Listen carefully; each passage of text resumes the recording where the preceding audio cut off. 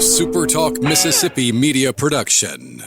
Did you know Toyota of Brookhaven has sold more new vehicles the last 2 years than any other dealership in Southwest Mississippi? Come see why. Exit 40 Brookhaven or online at ToyotaBrookhaven.com. Great service, great savings. At Toyota of Brookhaven, we deliver. Oh, yeah. Good morning, Mississippi. Everything gonna be all right this morning. Mornings with Richard Cross. Oh, yeah. Here on SuperTalk Mississippi. Woo!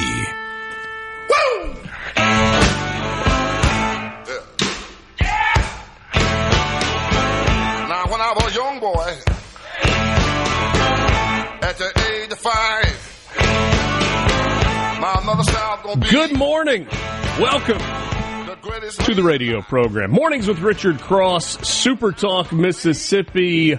Thanks for being with us. We are on the verge of a gorgeous day in the Magnolia State. In Oxford today, high of 70, mostly sunny.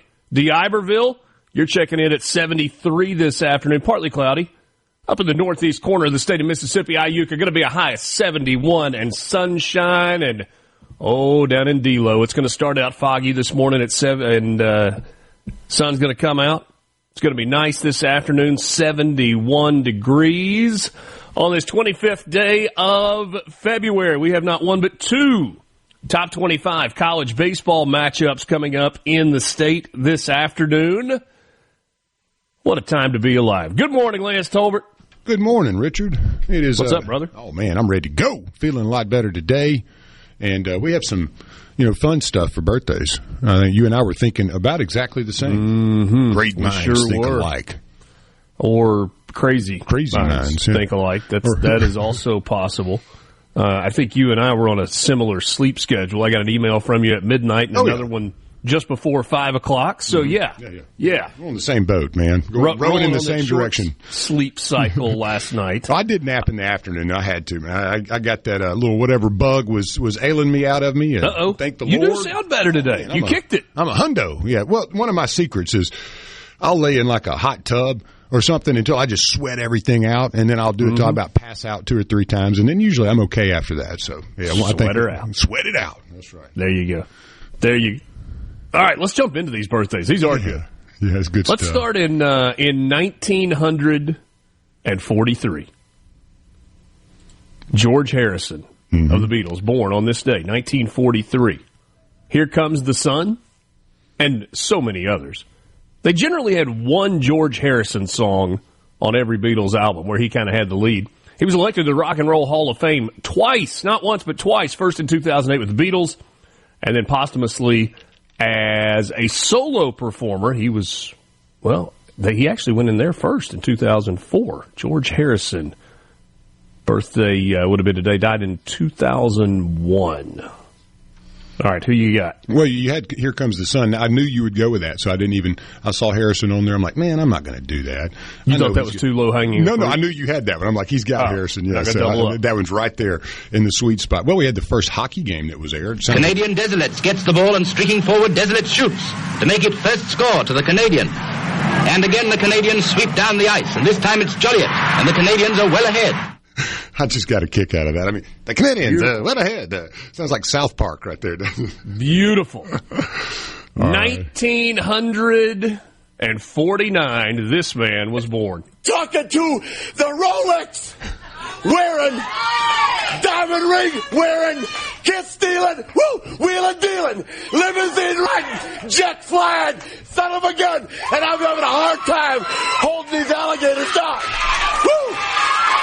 I had the same. The one and only Ric Flair. I had the same exact cut. Yeah, that's the one you had also? That's the exact one, yes. Yeah. That's the beautiful. Son of a gun, jet flying. Yeah, that's the best one. Ric Flair, born in Memphis, career spanned over 40 years, and he is regarded by many as one of the all-time best professional wrestlers.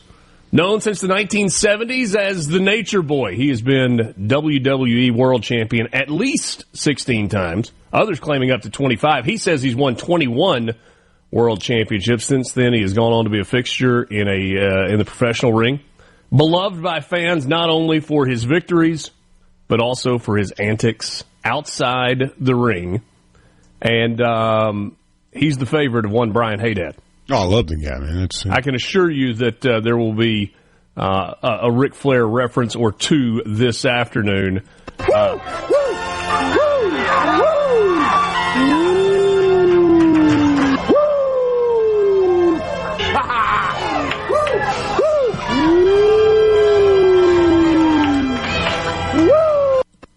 Gotta love the guy, man. Ric Flair. Ultimate entertainer. All right. Great wrestler, too, huh? What you got next? Well, I mean, I didn't want to jump on your parade or anything, ahead. but I have this little piece right here from Guess Who? You're 5 feet nothing, 100 and nothing, and you got hardly a speck of athletic ability. And you hung in with the best college football team in the land for 2 years. And you're also going to walk out of here with a degree from the University of Notre Dame. That's what I got for you right there. You ain't got to prove nothing to nobody. Sean Astin, yes, sir, who played Rudy, is 53 today. In 19... we'll get to that in just a second. Yeah, I worked too hard on this last night. You got to play this, yeah. This is going to take a minute of your day.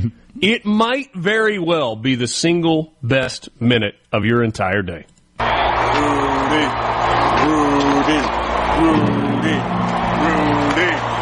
Off to our left, I'm starting to pick up the chain from the Little League student body. Can't quite make out just what it is at the moment. Kill the clock, just tell it to go to a knee. Let's go, listen up. Victory formation, cue protect. What the hell with the fire, Billy? As long as the offense is out here, Rudy can't play. We gotta run the play. No, we gotta score now. All right, Jimmy, this one's yours. All right, throw right, 38 halfback pass, on one. Ready? What the hell is he doing? That was for you. Well, I gotta tell you, it's just occurred to me what the student body has been chanting for the last 2 or 3 minutes. It's the name Rudy.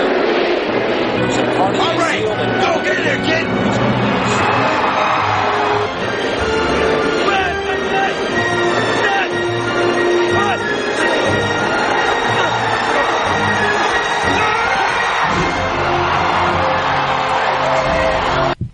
If your body is not covered with chill bops right now, then not only do you not have a pulse, not only do you not have blood flowing through your veins, I'm sorry. It's just the way it is. But in my humble opinion, you don't even have a soul. Oh. What a great movie. How many times have you seen it? You save your Rudy was offsides comments and takes for somebody that wants to hear from you. I'll have none of it. At least none of it. The young Vince Vaughn in there, too. Yes. Playing a serious role. Yes. As he's done lately in a lot of his older, flicks that he's done. I've seen several that, he's very serious, kind of a butt kicker in them, And some of his more dramatic roles have been very impressive. Kind of going back to the Rudy role where he was not really a comedian. Man. Great movie. It's one of my all-time favorites. And I know there are a lot of people that either their hatred for Notre Dame is so big they don't like it, they can't appreciate it, they think it's corny, they think it's sappy, whatever it is. Maybe they didn't like Sean Astin and the way he played. Maybe they don't like real-life Rudy Rudiger. They think he's arrogant. I don't care. The movie itself stands on its own 2 feet. How could you not be a little arrogant, though, after having a movie like that made about you? Yeah, your whole story. You're going to be a little bit on cloud 9. Everybody wanting your autograph and stuff. Kind of like the Richard Cross life, wherever you go. Oh, is that what it is? Yeah. On this day in 1992, the 34th annual Grammy Awards were held, and Muddy Waters won the Lifetime Achievement Award. Grew up on Stovall Plantation near Clarksdale, Mississippi, after reportedly being born in Issaquah County. By the age of 17, he was playing the guitar and the harmonica, copying local blues artists like Son House and Robert Johnson. He's often cited as the father of modern Chicago blues. His style of playing has been described as raining down Delta beatitude.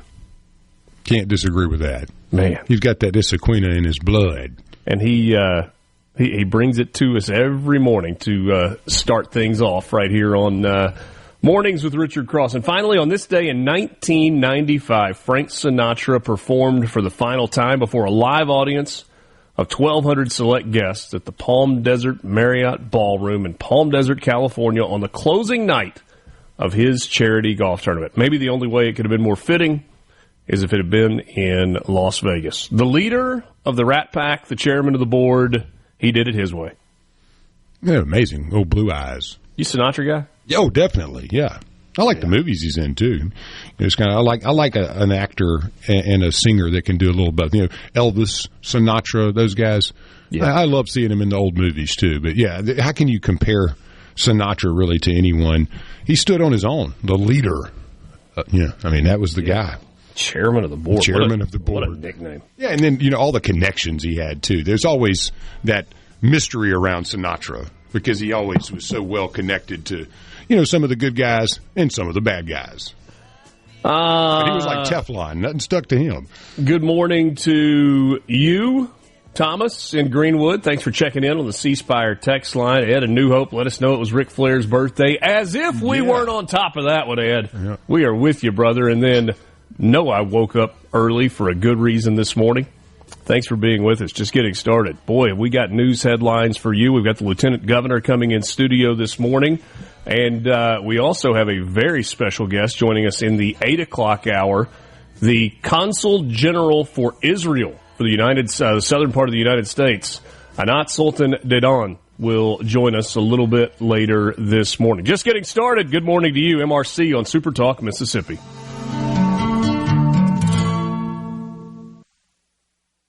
From the Venable Glass Traffic Center, I'm Patty Steele. Venable Glass has 2 locations in Ridgeland and Brandon, locally owned and operated with free mobile service for you in the Tri-County area. Traffic moving smoothly right now. We are all clear with no accidents, no major congestion. Traffic is brought to you by River Trust Federal Credit Union. Call today to take advantage of their limited time share certificate special, a 4.22% annual percentage yield on 30 and 60 months. Federally insured by the NCUA. Pickup truck, sports car, motorcycle, minivan, townhouse, 2-story, farmhouse, fixer-upper. What you drive and where you live is different for everyone, so it's important to have insurance that fits your needs and is just right for you. At Shelter Insurance, we understand that, which is why our agents help you design a comprehensive auto, home, and life insurance plan. Insurance that fits just right. Jamie Creel, Shelter Insurance. Come see why we're more than just an agent. Proudly serving the Jackson metro area and the great state of Mississippi. Give us a call at 601-992-6000. Be sure to tune in every Saturday morning from 10 until noon for The Handyman Show. Brought to you locally in part by Mid-South Crawl Space Solutions. Protecting your home from structural damage, cracks, humidity, mold, and more. That's Mid-South Crawl Space Solutions of Mississippi. The best made-to-order lunch is right around the corner at 4th and Gold Sports Cafe. Eat in or carry out, DoorDash or Grubhub. Call 769-208-8283. That's 769-208-8283. Once again, 769-208-8283. You already know Pilium Corporation is fully committed to keeping your company safe and current with IT support, security, and forensics. And with Pilium Connect, we now offer cabling. From soup to nuts, Pilium is truly your one-stop source for innovative technology to help you grow and thrive in today's ever-evolving business environment. Learn more about Pilium Connect cabling and our other services at Pilium.com. Smart people, smart business, smart solutions. Middays with Gerard Gibbert. Weekdays here on Super Talk, Mississippi. Into the news and debates driving the day. All on your ride to work. Mornings with Richard Cross. Super Talk, Mississippi.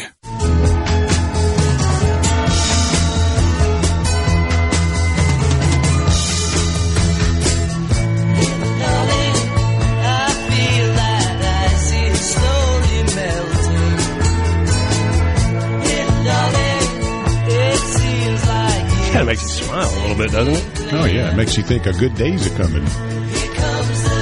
You got a good day coming in the Magnolia State. Spring day. We're going to get some more cool days mixed in, but it is on the way. We're about to start seeing buds popping on flowers and trees, and spring a good time. Hey, I got one more Frank Sinatra note for you. This is related to the New York Yankees. MLB.com reported on Sunday that the Yankees are planning to play Frank Sinatra's version of the theme from New York, New York, only after home wins this season. In the past, the franchise has played the iconic song after both wins and losses at Yankee Stadium. Yankees players stated that they were tired of hearing the song after losses, and as a result, the Yankees will play different songs following losses this year, including Frank Sinatra's "That's Life." I love that. That's probably one of my favorites of all time. Mm-hmm. It's you learned that one on, was it Bull Durham in the very beginning? Yeah.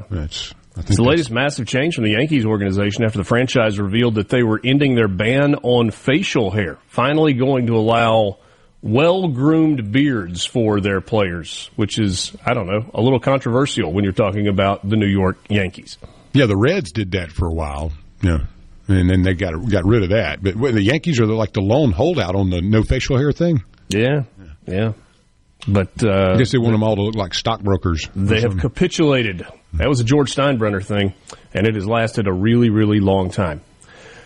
The Mississippi Senate has officially moved legislation forward that will lower the state's income tax while simultaneously reducing the nation's largest sales tax on groceries. Lawmakers yesterday in the chamber voted 31-15 to send Senate Bill 3095 across the state capitol to the House. The legislation, which received some bipartisan support, serves to phase the state income tax down to 2.99% by 2030 and cut the grocery tax from 7% to 5% this summer, starting in July, with the intent of providing financial relief for Mississippians. In total, the Senate plan would eliminate an estimated $538 million in tax revenue from the state's general fund, according to Lieutenant Governor Delbert Hosemann. But with the decreases come a hike in another avenue, not entirely different from the House bill, just going about it a little bit different way. The bill includes a 9-cent addition to the existing 18.4-cent excise tax on top of gas, or on gas, elevating the total fee eventually to 27.4 cents per gallon by July 1st of 2027. The goal is to use the funds acquired by the new fuel tax to fund roads and bridges statewide. Now the bill heads to the House of Representatives, and the fun should really begin, as, of course, House Bill 1 has been in place since the beginning of this session. And it is the top priority of the governor and of the Speaker of the House, Republican Speaker Jason White. They want, though, to eliminate the income tax in its entirety by 2037 and phase down the grocery tax to 4% by 2036. The bill increases the state's sales tax, though, by 1.5%, and it ups the gas tax by 5% beginning in 2026. So the existing excise tax stays in place in the House bill's plan, and then there's a 5% sales tax on gasoline. Just like the Senate's proposal, the House creates a stream of recurring dollars to fund infrastructure improvements across Mississippi. One of the biggest differences between the two pieces of legislation is that the Senate's version stops after 5 years of implementation, whereas the House plays out over the course of 12 years. We will talk about this and much more with Lieutenant Governor Delbert Hosemann when he joins us at 7:20 this morning. I did something yesterday, Lance, that was a first for me. I watched the streaming debate from the Mississippi Senate yesterday. And I did it while... I say I watched it. I listened to it while I was driving yesterday. Obi had a lacrosse game last night in Memphis, and I thought he wasn't paying attention. He had something going on his phone and was, I don't know, watching a fishing video or a hunting video or something like that, and he had earbuds in, and somewhere along the way he goes, man, they do a lot of talking, don't they? And I thought, from the mouth of babes. He was absorbing everything. That's what kids do. I said, were you paying attention to that? He's like, a little bit. He said, so they're talking about a tax thing? And I was like, yep, time for a civics lesson, buddy. And we went through it all. And he's like, well, which one do you like better? It's like, that's a good question. I like parts of both of the bills. I like the way he put you on the spot there, too. You know? Yeah. He was specifically talking about the excise tax versus the sales tax on gas. What was his opinion? What does a young guy like Obi think about that en route to a unbelievable lacrosse match? He was going to get back to me today. It was his opinion. He needed to think on it a little while. That's a smart kid. Yeah.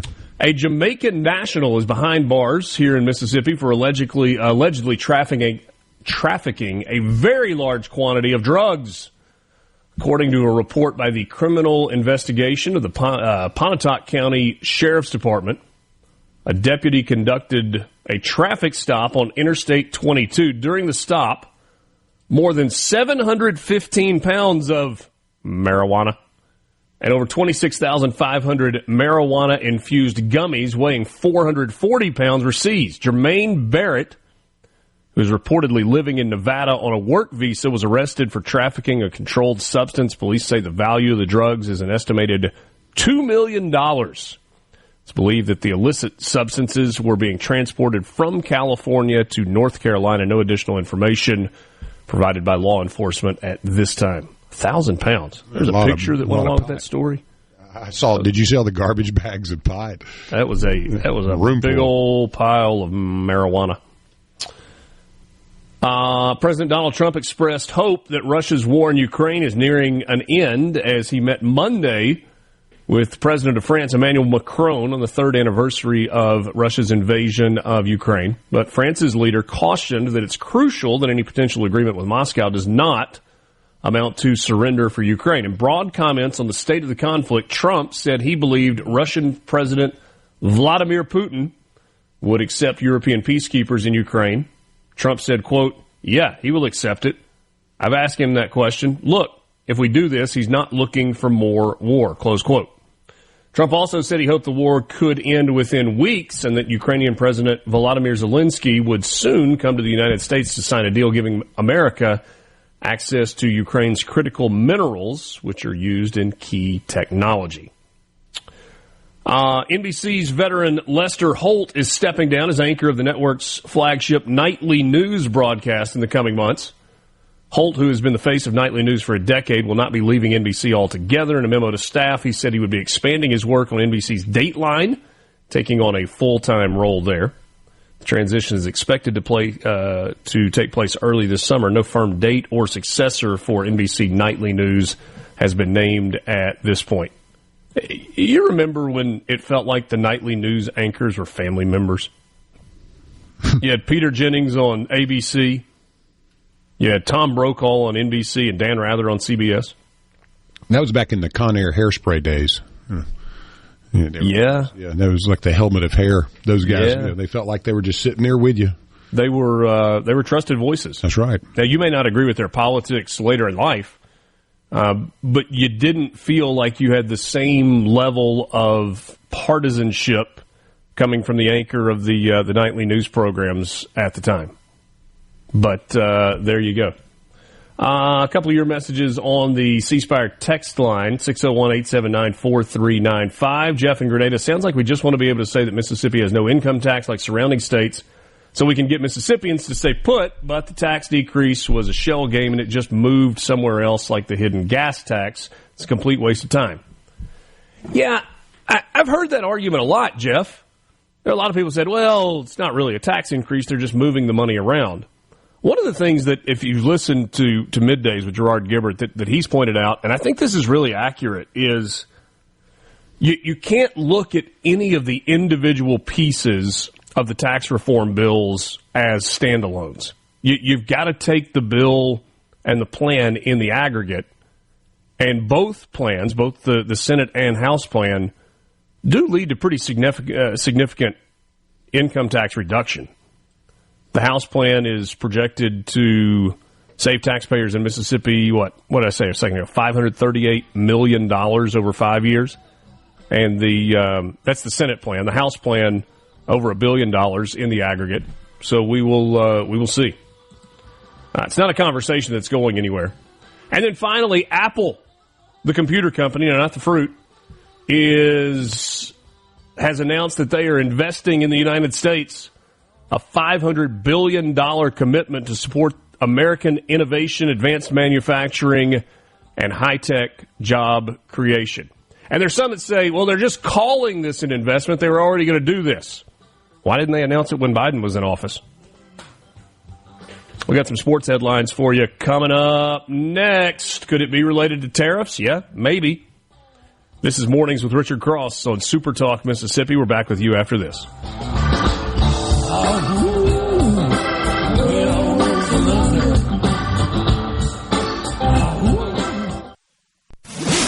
From Duck Hill to Alligator, Mississippians start their day the right way. Mornings with Richard Cross on Super Talk Mississippi.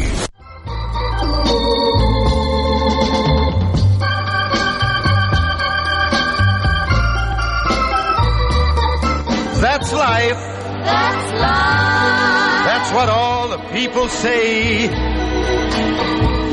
You're riding high in April, shot down in May. But I know I'm gonna change that tune when I'm back on top in June. Lance Talbert earning the big bucks this morning. Music on point. Mornings with Richard Cross. Thanks for starting your day with us. Alongside Lance Talbert, I'm Richard Cross. Glad to be with you. You can join us on the C Spire text line, 601-879-4395. That's the number for you to be involved, for you to be part of the conversation.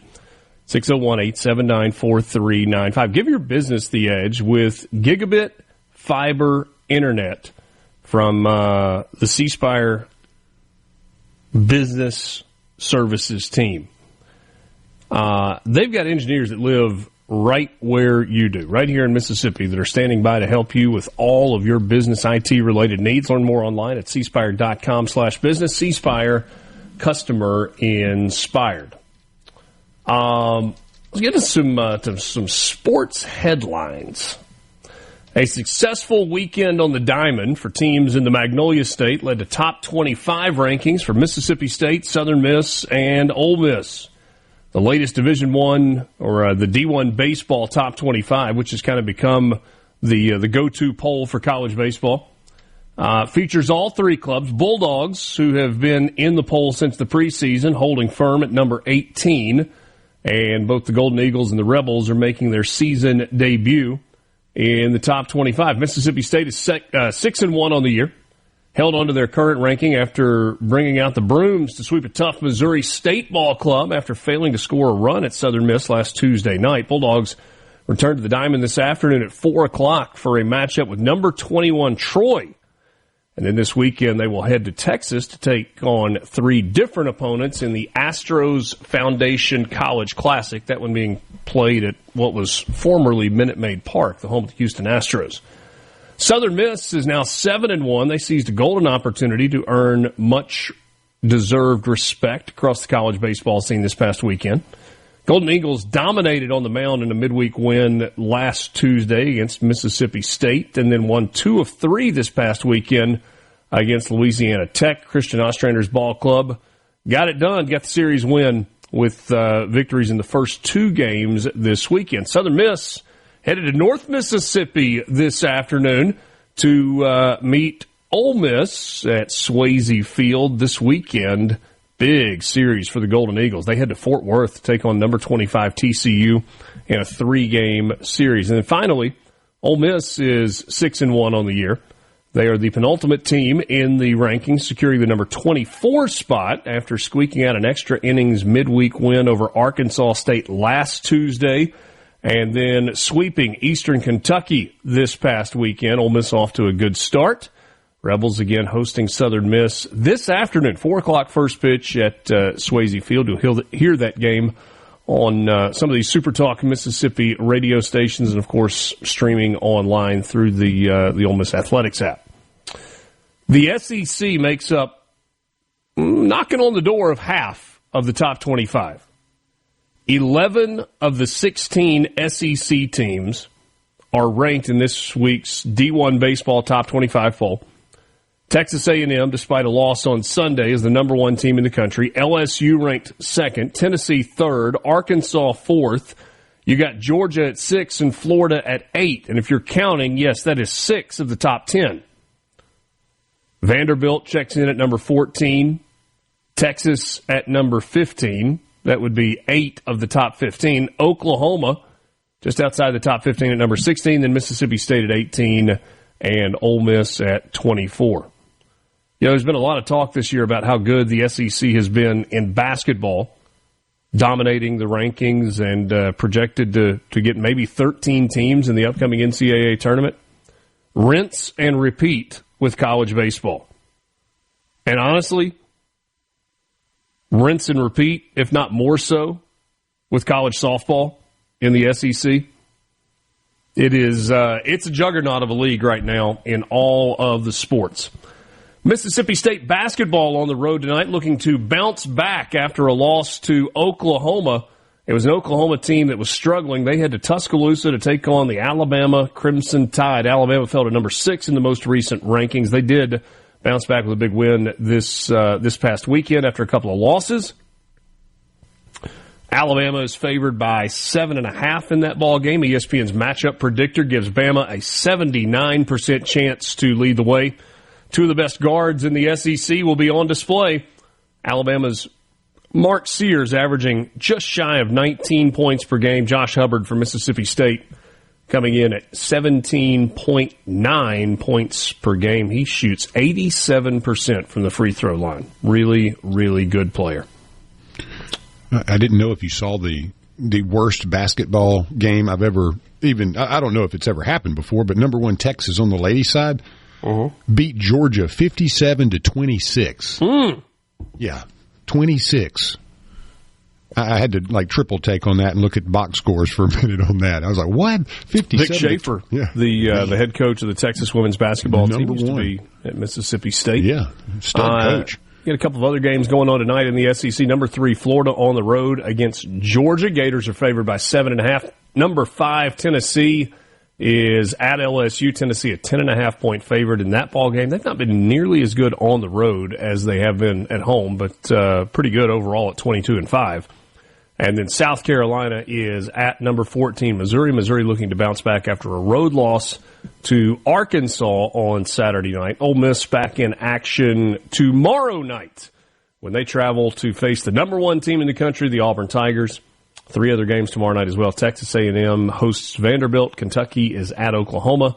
And the old Southwest Conference rivalry comes back to life. Texas and Arkansas tomorrow night at 8 o'clock in Fayetteville at Bud Walton Arena. So that is what is happening in the sports world. We are glad that you are with us this morning. Again, 601-879-4395. Who says let's see here, the Vols are the best defensive team in the SEC. They just beat A&M on the road with the facepalm emoji to follow. Yeah, they did on Saturday. Tennessee is a really good basketball team. They are elite defensively. But if you look at Tennessee's splits, the point that I was making when I say they have not been as good on the road, I'm not talking about just in the most recent game they played. Tennessee has been virtually unbeatable at home, and they have lost some road games throughout the course of the season. Let's see here. I might even if my computer will cooperate, I can even give you the home and road splits if you care to know them. Yeah, they lost at Florida. Tennessee has 5 losses this season. 4 of them are on the road. Mm-hmm. They are 5-4 in true road games this season, compared to being 14-1 at home. Hence, they have been a much better home basketball team than they have been a road team. And yes, they did beat Texas A&M, and they were really good on Saturday. It was a big win for the Vols. But the Kentucky Cats have got them twice, home and away. That's their nemesis this year. How about that? Yep. 2 close games, though. Yeah. The second one wasn't quite as bad. Away, 9 points. But, yeah, Kentucky's got their number. Mm-hmm. There are a lot of teams in the SEC that have a better road record than Tennessee. Auburn's 7-1, Florida 6-2, Alabama 8-2. I mean, 7-1 on the road in the SEC basketball. Well, goodness gracious! When you've only got 2 losses, period, it has really been impressive. Mississippi State's got 6 road wins this year. Ole Miss has got 5, same as Tennessee. So there you go. C-Spire text line 601-879-4395. CC says it would be cooler if the Yankees played Cruel Summer when they lost at home. Not the Taylor Swift version, but the older version. You know, the Banana Girls from Karate Kid. It was a cruel, cruel summer. That one. Also, I mentioned the nightly news anchors. I was referencing the ones from my childhood. Somebody said Walter Cronkite, grasshopper. Yeah. Yeah, you want to go back a little bit farther, you could go to Walter Cronkite. There's a journalism school named after him at Arizona State. So, yes, I understand altogether. We got a lottery update coming for you here in just a few minutes. And then some audio to play from you. So much conversation about Doge right now. By the way, Lance. You like it? Can you, without even putting it in an email, quickly name for me 5 things that you accomplished at work last week? Yes, I got here on time. We had great shows. I edited like a beast. I did basketball, baseball, and did gardening and handyman on Saturday. That feels like a full work week. Yeah, it's pretty easy to say that stuff. Not hard. You know? Did you feel offended? Did you feel threatened by having to list the things that you did? No, I'm in the private sector. We actually have to do that because you have to make money at this. Well, wait. So you mean like your job description was to do something that they write you a check for that every 2 weeks, yeah, and you're expected to do it? That's right. Yeah, and if I don't, then you don't have a job. Okay. Yeah. I don't know if I did 5 productive things related to work last week. Yeah, come on, give me a break, man. I mean, we only did 4 shows. Yeah, only 4, right? Yeah.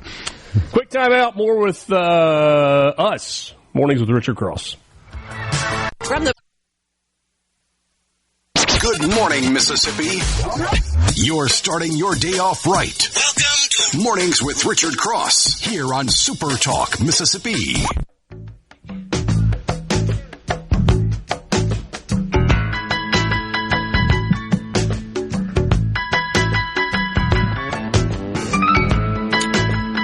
You remember a year or two ago when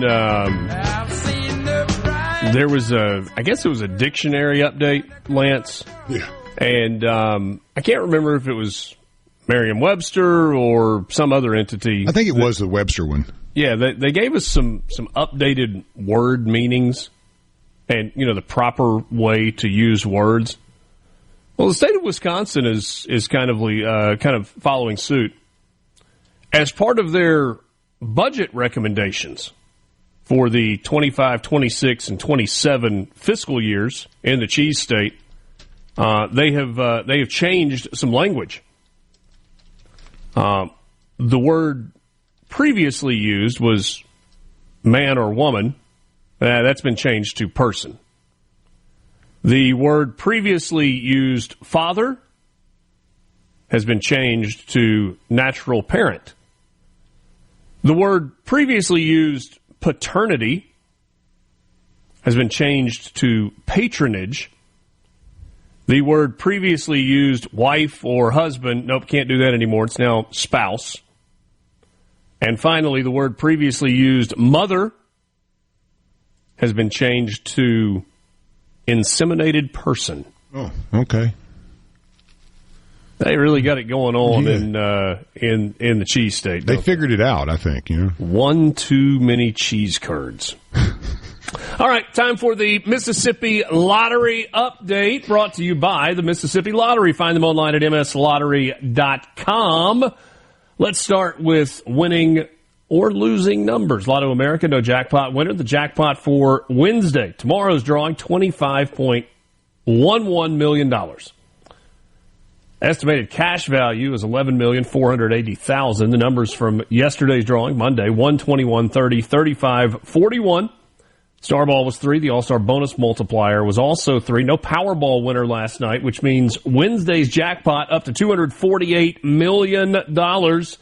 Estimated cash value of $113,400,000. Last night's would-be winning numbers: 10, 11, 34, 59, 68. The Powerball was 14, and the Power Play multiplier was 3. Well, if you were rolling with double play, numbers from Monday, February 24, 22, 48, 61, 63, and 66. Powerball of 17. No Mega Millions winner yet. The jackpot is up to $181 million for tonight's drawing on the 25th. Estimated value for that is going to be $82.7 million. And the numbers from last Friday: 1, 13, 28, 37, 46, Mega Ball of 10, Mega Plier multiplier of 2. That was on Mega Millions. Mississippi Match 5, no jackpot winner. Tonight's drawing, $192,000. Monday night's numbers, 8, 20, 24, 25, 29. The Monday Cash 3 $500 midday, 8, 9, and 8 with a fireball of 0, Cash Pop of 10. The Cash 4 was 6, 0, 2, 2. The evening drawings for the Cash 3, 3, 7, 6. The Cash 4, 9, 1, 3, 5. Fireball was 2, and the Cash Pop was 14. The Mississippi Lottery is coming to a town near you to show off your local lottery retailers. Follow the Mississippi Lottery on Facebook and tune in at 10 o'clock this morning to see them on the road at a special retailer in Hernando. On the last Tuesday of the month, the lottery is bringing the excitement straight to you, showcasing local retailers, sharing big wins, and giving you a front row seat to the latest lottery news. Don't miss out.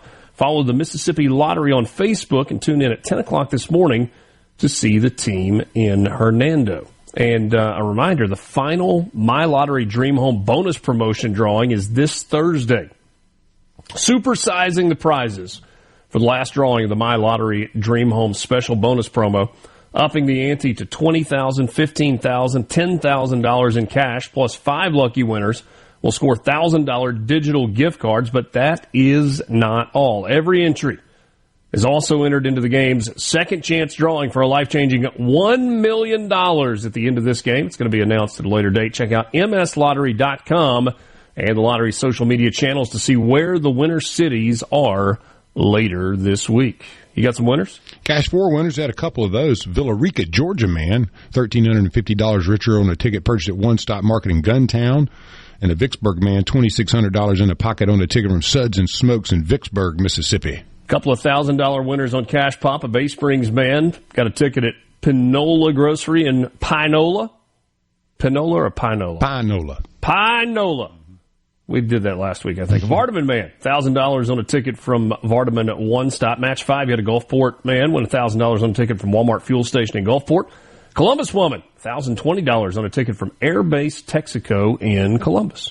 We had a $5 lucky doubler winner, $2,500 in the pocket of a Shibuda woman from the Midway Service Center in Shibuda.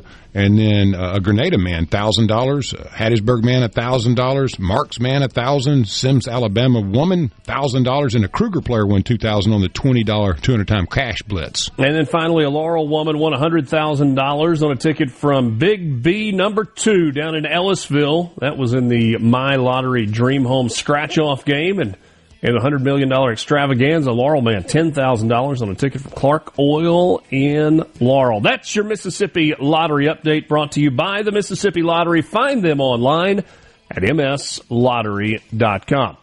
What's the Speaker of the House, Mike Johnson, saying about what Elon Musk is doing with Doge? We will have that audio for you when we come back. But first, the news. This is Mornings with Richard Cross on SuperTalk Mississippi.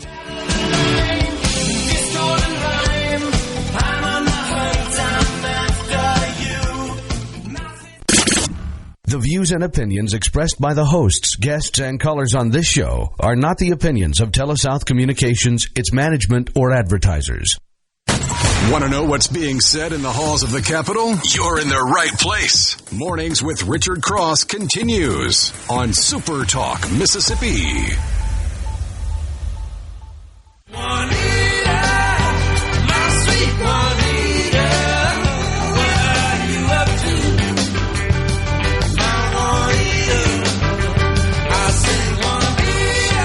Thanks for being with us on this Tuesday morning, the 25th day of February, the month of February, quickly nearing its end. This hour of Mornings with Richard Cross is brought to you by MWG Employer Services. Running a business is tough. We know that. You know that. If you're struggling with HR, benefits, and payroll, you're not alone. That's where MWG Employer Services comes in. They can provide a full range of employer services plus a custom plan made for you. Give them a call today, 601-206-7966, or go to MWGEmployerServices.com. Maybe a little early in the show for this, but that's okay. We want to make you a winner. How do you feel, Lance, about lucky number 7? I like it. All right, lucky number 7 is what we are going with. Be the 7th person to text the phrase that we give you to, the words that we give you in just a second, to the C Spire text line, 601-879-4395 for your chance to win. What are you going to win? Coming to the Brandon Amphitheater this May, it's the I Want My 80s Tour featuring Rick Springfield, John Waite, and Wang Chung. Tickets are on sale now at Ticketmaster.com and at the Brandon Amphitheater box office. But now is your chance to win a pair of free tickets to see some of the biggest hit makers of the 80s. Be the 7th person to text the words Bad English to the C Spire text line, 601-879-4395 for your chance to win a pair of tickets. 7th person on the text line, Bad English, 601-879-4395 for your chance to win tickets to the I Want My 80s Tour coming this May to the Brandon Amphitheater. We are glad to be with you this morning, and we've got a lot coming up. Lieutenant Governor Delbert Hosemann will be with us in our next segment, and going to spend some time with him talking about this year's legislative session. Obviously, a lot of that time will be taken up with conversation about tax reform. But there's some other things that I want to get to with Delbert Hosemann as well, and we will touch on that. PERS is very much a real conversation. It was very much part of the debate and discussion and question and a couple of amendments that were brought up during the Senate yesterday. So we'll get to that. And the school choice conversation just rolls on. I'm having more and more conversations with people. I'm trying to hit all the different angles. I've spoken with superintendents, got a couple of calls scheduled with other superintendents and administrators at the school level. I've spoken with school board members. I've talked with teachers and former teachers who are now educators, teachers who are teaching teachers, and reaching out to as many people as I can to try and get a sense of what the different stakeholders in Mississippi believe is the right solution in the school choice conversation. And I'm just going to be honest with you. I mean, look, we get your opinions all the time on the C Spire text line. But what people believe is best for education in Mississippi is extremely varied. I mean, you've got people that are flat out against the idea of school choice. You have people that are for the idea of kind of a hybrid school choice. You got people that are like, yeah, if you're talking about moving from a failing district to a better district, I'm all for it. You got people that have concerns about students moving from failing districts to excelling districts because of the potential to drag a better district down. You got people that on the other side of this, on the other piece of this, are very much open arms. Let's do what's best overall for the state. It's a different bill. It's different legislation, but still very much part of the conversation is the Tim Tebow Act and the idea that homeschooled children should have the opportunity to participate in extracurricular activities at the public school level. And there's some that think that makes all the sense in the world, and there are others that are like, no. If the public school system isn't good enough for you academically, why should it be good enough for you extracurricularly? And I'm not trying to just point out the issues that relate to this, but when you lock yourself into your opinion and you believe that your opinion is the right answer, period, and you don't listen and you don't explore and you don't talk to other people, you very much are missing the complexity of this particular issue. All right, we do have a winner, by the way. Yes, definitely. As you continue to, by the hundreds almost, send us bad English to try and win those tickets, you'll have more chances to win, we promise. We promise. Mike Johnson, over the weekend, was doing an interview. It was, I don't think this was at CPAC. It was at a different deal. And it was carried on C-SPAN. And it was a question about Doge and the job that Elon Musk and his Doge team are doing. And one of the things that really was interesting about the way that he answered this, and I think should be disturbing, probably is disturbing, is the fact that some of what Doge is doing right now, Congress has at least made a half-hearted attempt to do, but there has been little to no cooperation from federal agencies. They've just ignored, or in some cases hidden, the information that Congress was seeking as it was trying to do kind of a pseudo audit over the years. So here is Speaker of the House Mike Johnson talking about why what Elon Musk is doing is such a good thing. Oversight.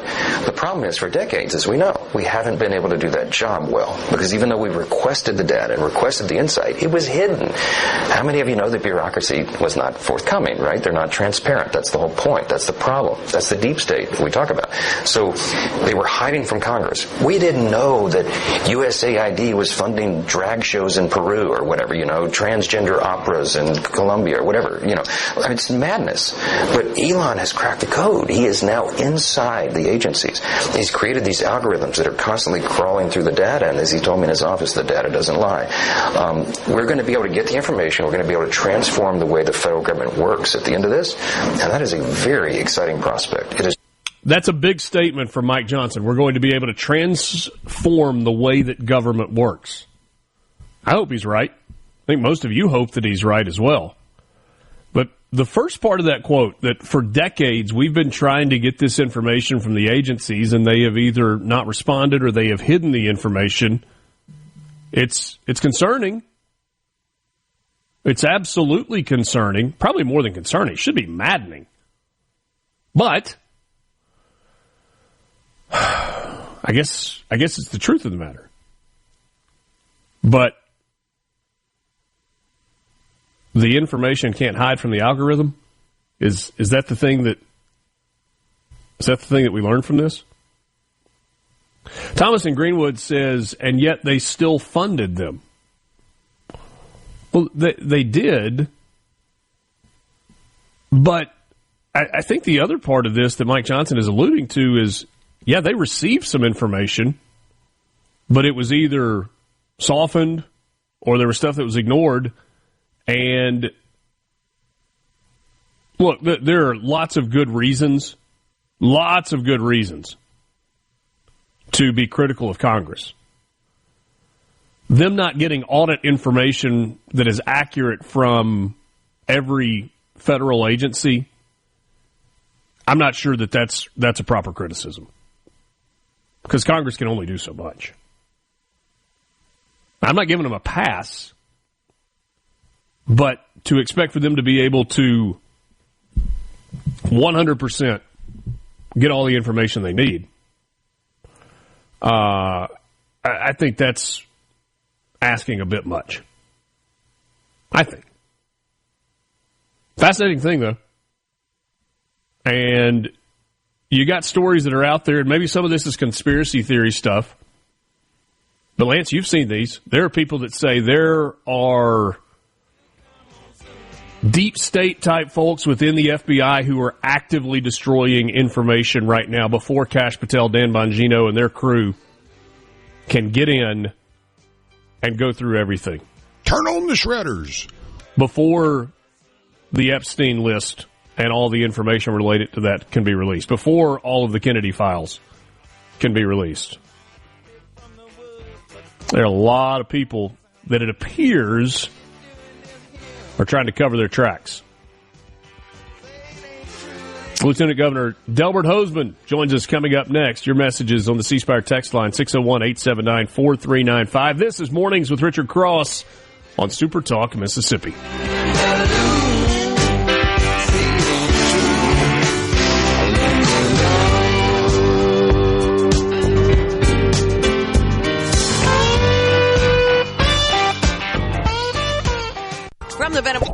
Get the inside track on Mississippi politics. Yeah! Mornings with Richard Cross on Super Talk Mississippi.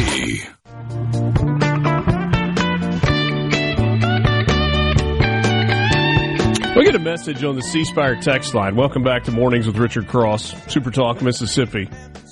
I genuinely hope that this is a terrible attempt at satire. Because if this, friend, was your actual experience, I feel so incredibly sorry for you. But I also don't believe you. I just flat out don't believe you. Here's the message. Never had a public school teacher that was worth a darn. Never had a public school teacher that wasn't a hardcore leftist. Ensconced in academia their whole life, they live in a bubble of entitlement. Losers who promoted on seniority, not accomplishment.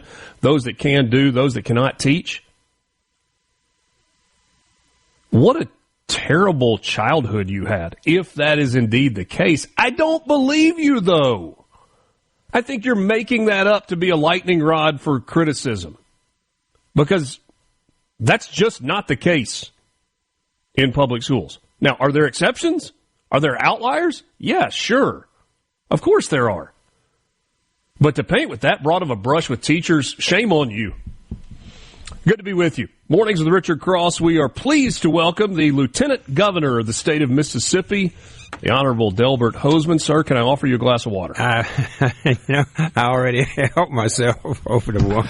Want to make sure that you're good and hydrated. I don't miss that anymore. How are you? We're doing good. I had, all that checked out all good, but I was warned not to get up, run 3 miles, give a speech at 7, a speech at 9, a speech at 10, run the Senate, and expect to be standing around. Well, probably some good advice there. I mean, people saw it. It was out there. You obviously experienced a scary moment. Absolutely, and it's just a good warning for all of us to take care of yourself and do the things that you need to do. And, when you get wrapped up in all of the legislation and, we were with the Future Farmers of America, a lot of young men and women, and earlier in the morning we had Main Street press conference, meeting with 2 cities about things that they need and the state needs to help them with, and then running the session. And you sometimes just ignore your own common sense. I will tell you, it's been absolutely, and I don't want to spend too much time because we got other things to talk about. I understand. But it's been phenomenal, the number of emails I've gotten. But people say, you're not going to believe where I fainted from hydration. One of them was at the presidential inauguration. Another one was in his kitchen at Christmas. Another one was somewhere else. And so all these people are telling me about how it happened to them as well. So I think it's maybe a good lesson for all of us to stay hydrated. I asked the Senate to make February 19th hydration day, if we could, so we wouldn't forget it anymore.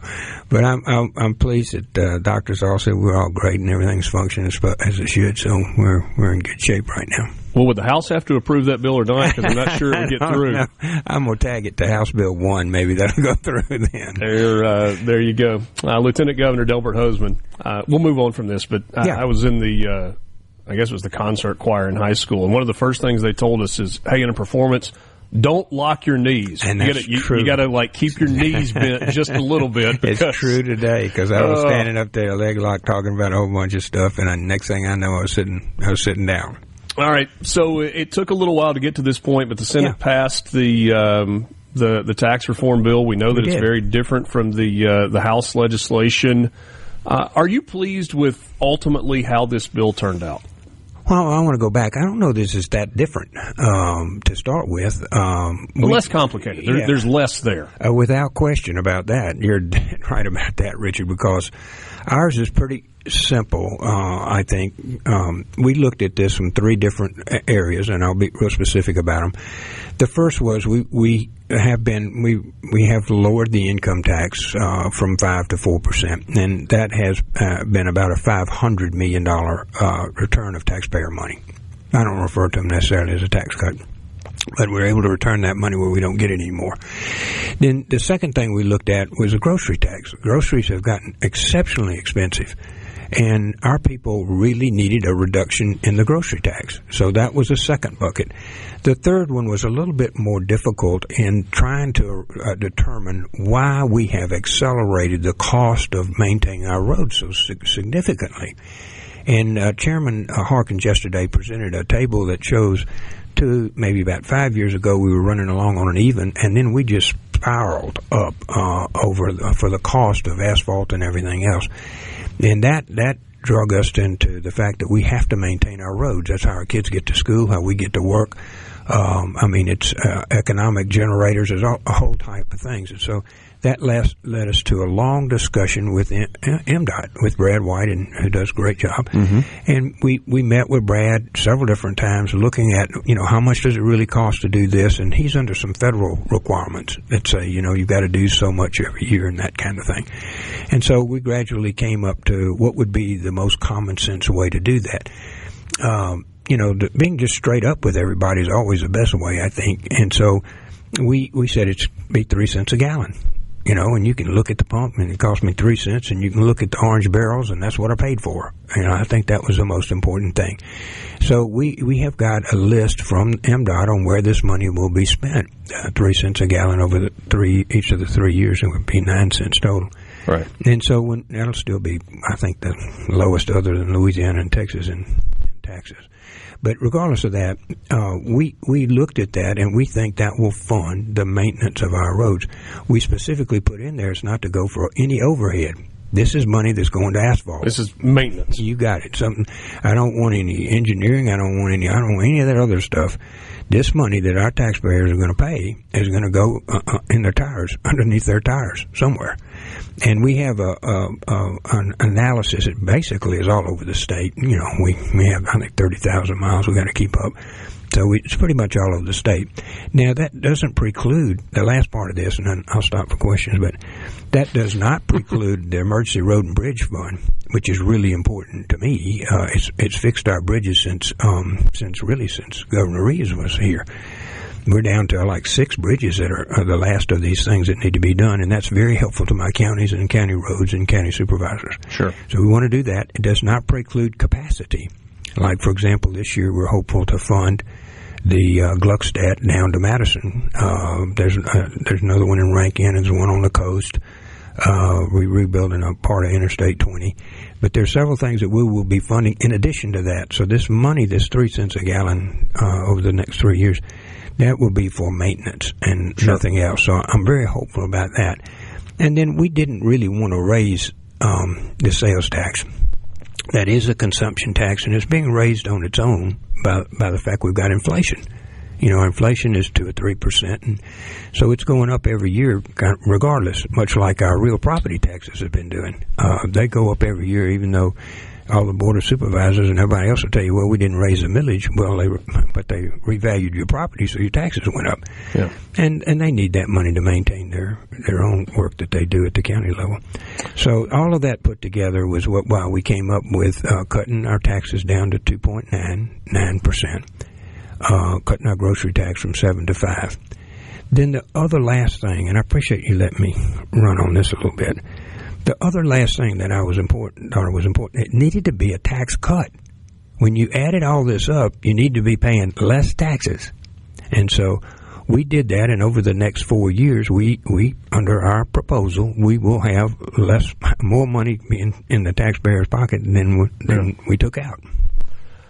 So that's been one of the criticisms that I've seen that have come in during the show is people are looking at this and saying, oh, they're just moving money around. This is just a shell game. You're raising taxes here and you're moving taxes there. It does feel like there's an importance to look at, whether you're talking about the Senate plan or the House plan, to look at these holistically and see that there is a net cut. And yes, there may be some moving around of where taxes are implemented, but it's the overall result that matters. That's correct. And when you look at this, we looked at seniors, we looked at people just starting and buying a house, all of those different things.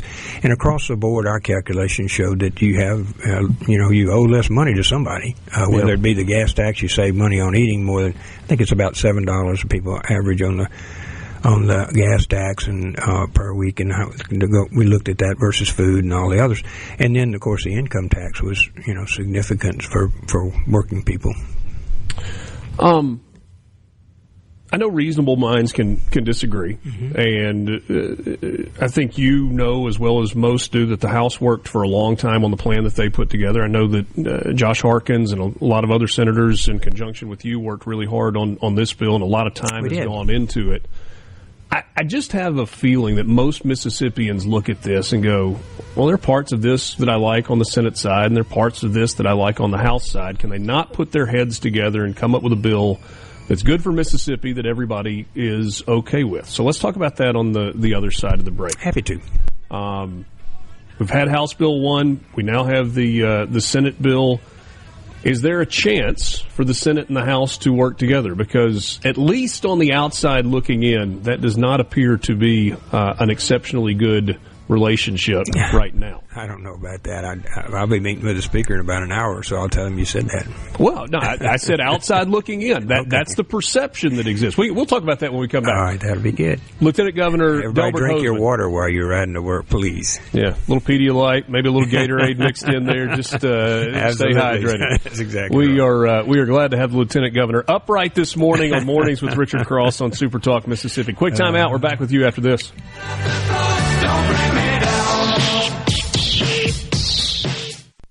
Segment of Mornings with Richard Cross is brought to you by Covington County Hospital in Collins, where your health matters. Keeping Mississippi in the know, one morning at a time.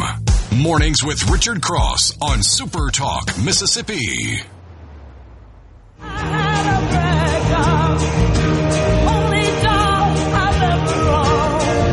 Back with Lieutenant Governor Delbert Hosemann on Mornings with Richard Cross on Super Talk Mississippi. When you find yourself in the position you're in, Lieutenant Governor, President of the Senate, do you view the senators as almost like you're a head coach and they're players on your team, like you're a teacher, they're the students? And I don't mean that in like a condescending way at all. No, but I understand here's exactly what you're I'm saying. getting at. If you're a coach, you coach your players hard, but you don't want another coach necessarily interfering with what you're doing. So when the governor takes a shot at one of your senators, do you feel compelled to get involved? I do, from the standpoint of supporting that senator, particularly when he's right, as he was on the fact that we allow people to vote with an ID in the circuit clerk's office. I sat in Laura Trump's when she was here and spoke to her about the fact and her specific instructions to us is we don't want to lose the presidency again by not getting our people out to vote. Go get them to vote early. And that was President Trump's, I think, quite frankly, it helped him in his victory. And so the other thing is our law had said, well, if you're out of the county, you can vote early or over 65 or disabled, but not anything else. So I had a bunch of people lying that were voting. And I mean, I knew that when I was Secretary of State. Sure. So I thought Senator England was appropriate and certainly something that President Trump wanted us to do, and certainly something that I thought was valid. And I didn't want my seniors or some people that had work. Like one nurse talked to me and said, "I'm so glad y'all are passing that because I have to work all day and I wouldn't be able to vote, and I can go down and vote on Sunday, and I didn't want to lie about it." So I mean, it's just the reality of it, and it's a particularly conservative thing, I think. And, we're not allowing people to vote all over the world. They got to be down there with an ID, which we got through without getting sued. And in the circuit clerk's office. In the circuit clerk's office. And they've been very, and secure. And the clerks have been, they've been very good about helping. So I just thought that was outside the bounds and on that particular one. And you're right about this. I don't vote in the Senate. I'm the president. I'm the referee, for example, during the session. I recognize people. I will keep it organized, that kind of thing. I do have the ability to name the committee chairman and then also to send bills to where each one of the committees. And so that's a very powerful thing for the lieutenant governor. But I don't vote.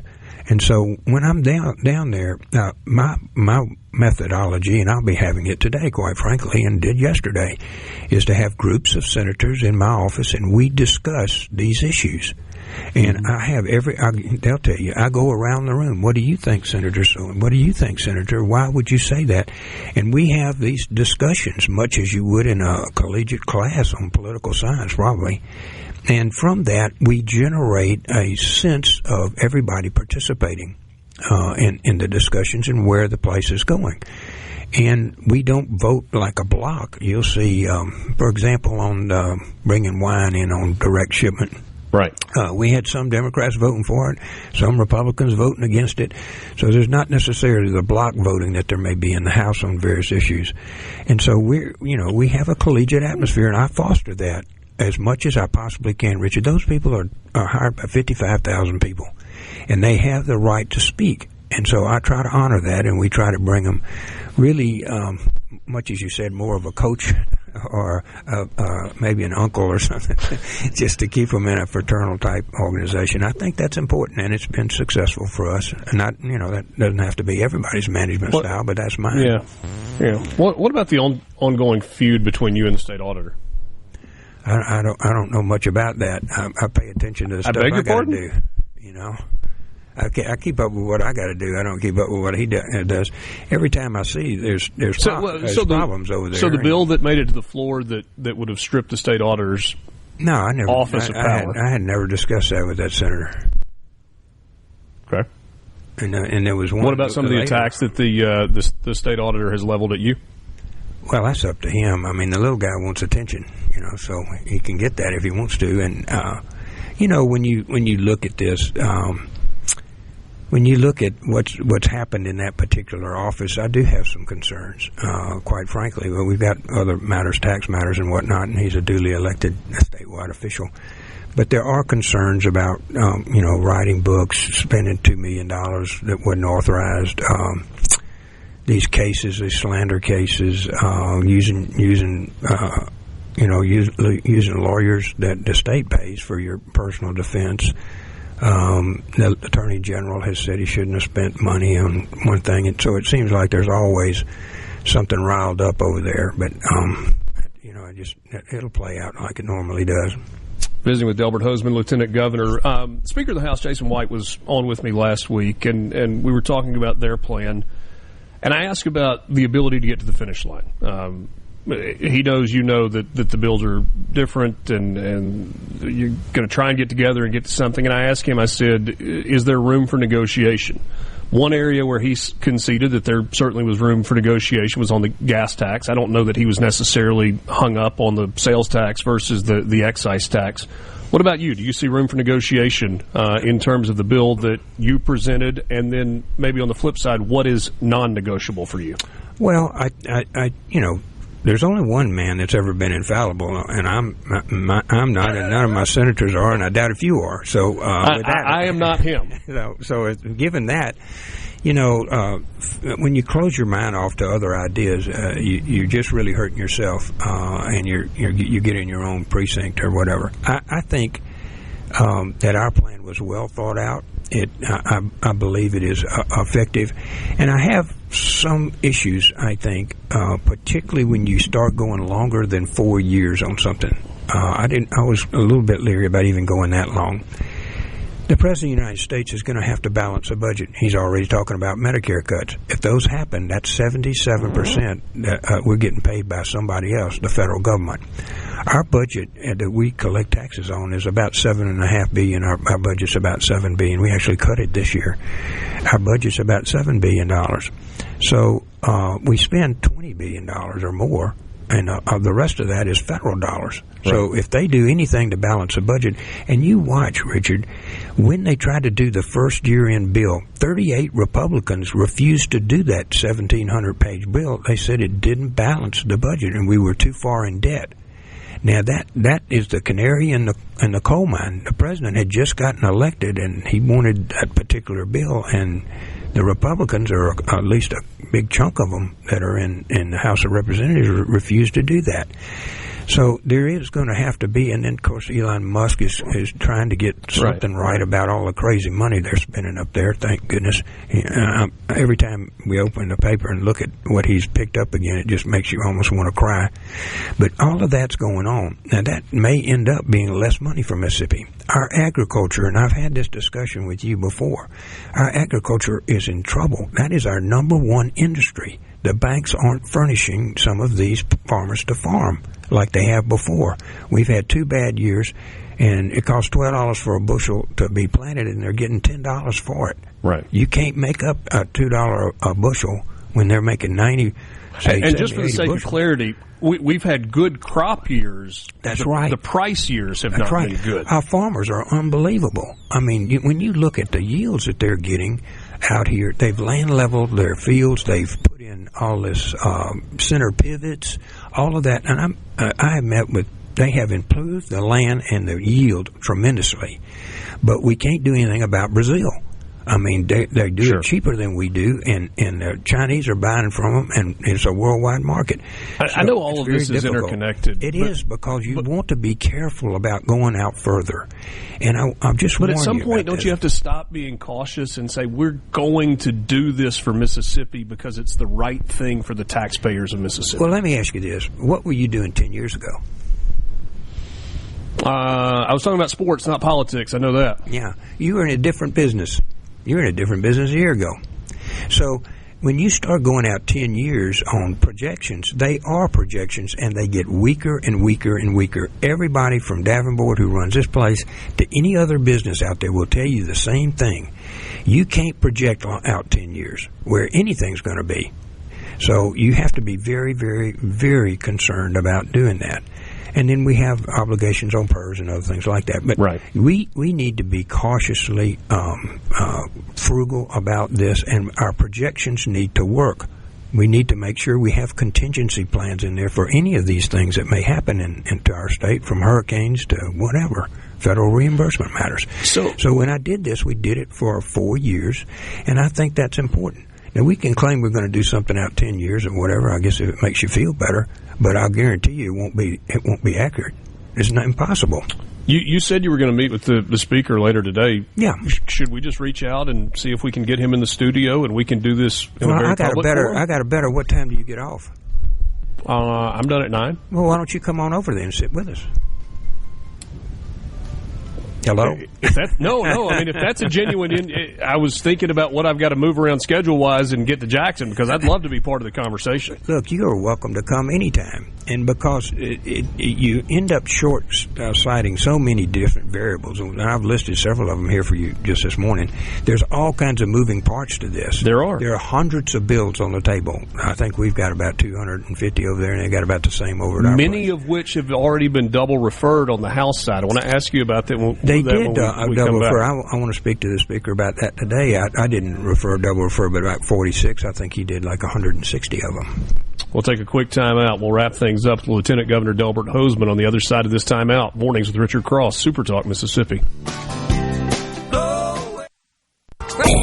Know where the news is going next. Mornings with Richard Cross on Super Talk, Mississippi.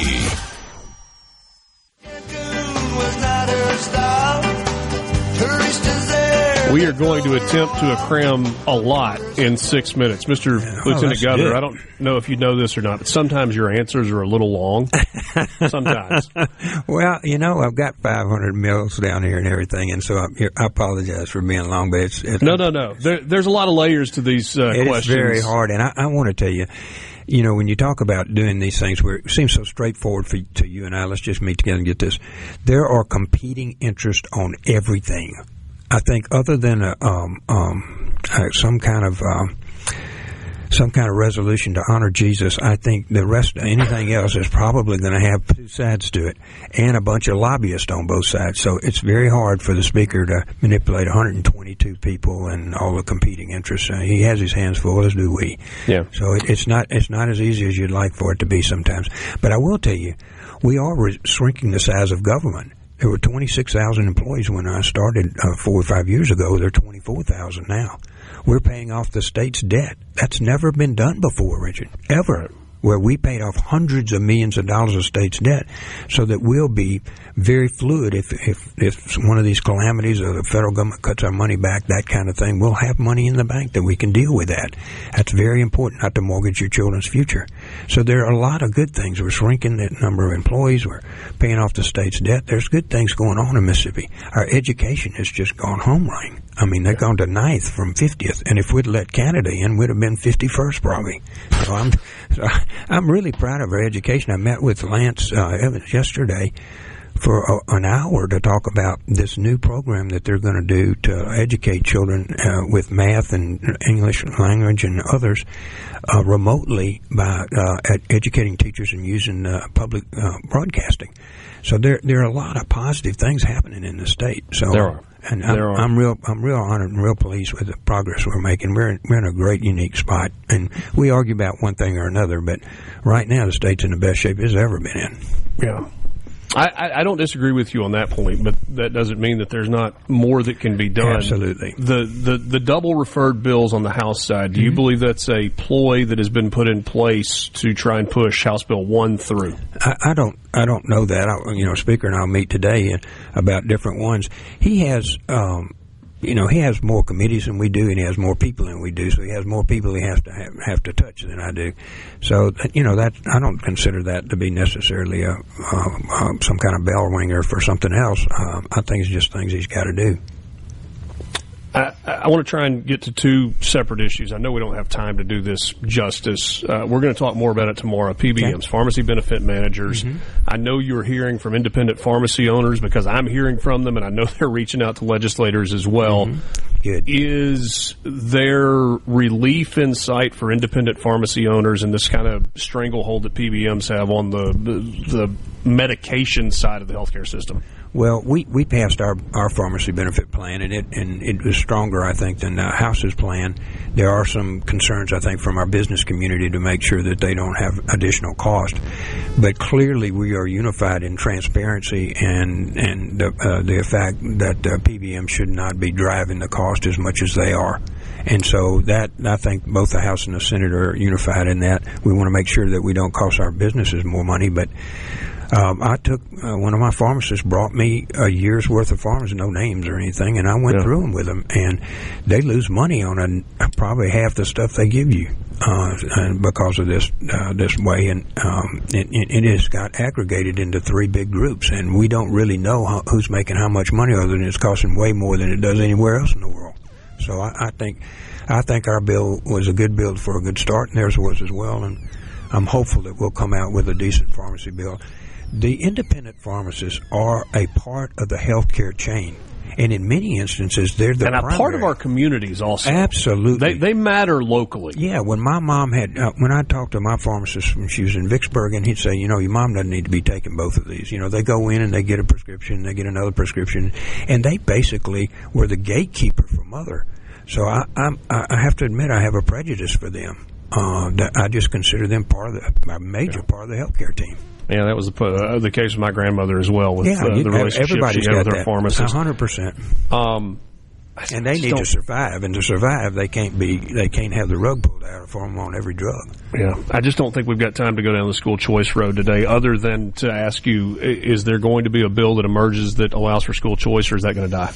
I don't know that yet. Right now, I can't tell you. I believe that we ought to manage mainly for the benefit of the child, and where you have capacity in another district and there's an F district, I don't think they ought to be able to hold their kids up. That you ought to be able to move between public schools if you have a bad problem or some specific educational thing that you may need. You got to be very careful that these other schools have capacity to take a child. You can't expect them to add on a whole new school for another district. That's not doable. So there may be some room there. I'm hopeful. We'll see. Yeah. You and the Speaker are meeting today. This is, I guess, the beginning of those conversations, tax reform being at the top of the list. Will there be a bill outside of having to go to a special session that is passed by both sides? we'll see. That's why you send us down here. Handicap it. Give me a percentage chance. On whether we get bills or not, I couldn't even do that. I will tell you this, we'll have a budget. So I can tell you that for sure. Well, I guess that's a start. Lieutenant Governor, thank you for your time. Really are glad that you're okay. I know that was scary a week or so ago. Always appreciate the time. I appreciate so many well wishes coming from all over, and they're actually sending me some turbo water from Chandelier Island and gone down in Gulfport, and I really appreciate that. Lieutenant Governor Delbert Hosemann, thank you. No filibuster. Just everything you need to know to start your day smarter. Mornings with Richard Cross on Super Talk, Mississippi.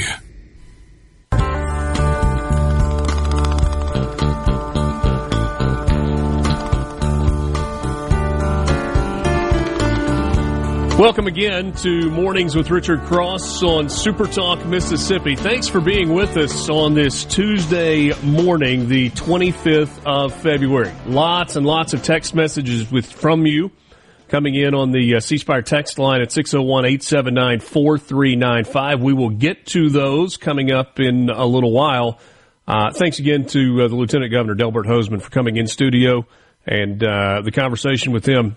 I know many of you wanted more. Many of you didn't like some of his answers. We'll talk about some of those. And some of you probably liked a lot of what you heard from the Lieutenant Governor.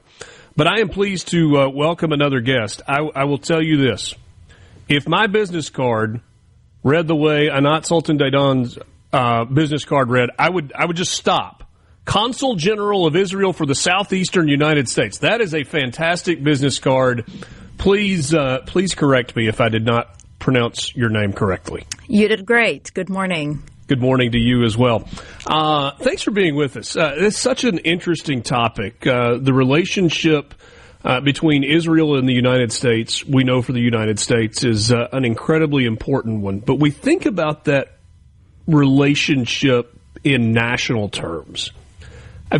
Tell me about this role and the relationship that you are working to build on behalf of Israel with states and regions of the United States as opposed to just the country as a whole.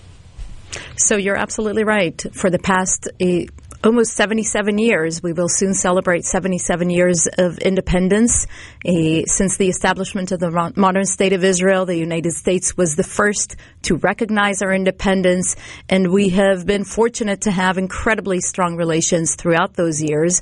But that is also translated on a state level.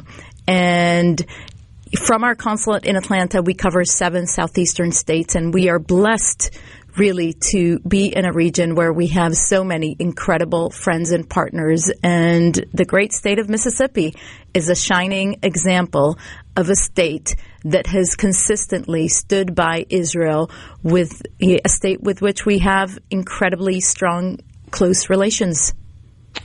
You know, it's interesting. I mean, this is not groundbreaking stuff, but I mean, the 7 states that you represent in this part of the country are red states, and conservatives generally, Republicans generally, have been supportive of Israel and the cause of Israel. While I'm sure that makes your job easier than it might be if you were in different parts of the United States, what are the challenges that you're facing in terms of building relationships and building support for Israel in this part of the country? Well, I will say in general that yes, we have incredibly strong relations here, but it's true not only for one side of the aisle.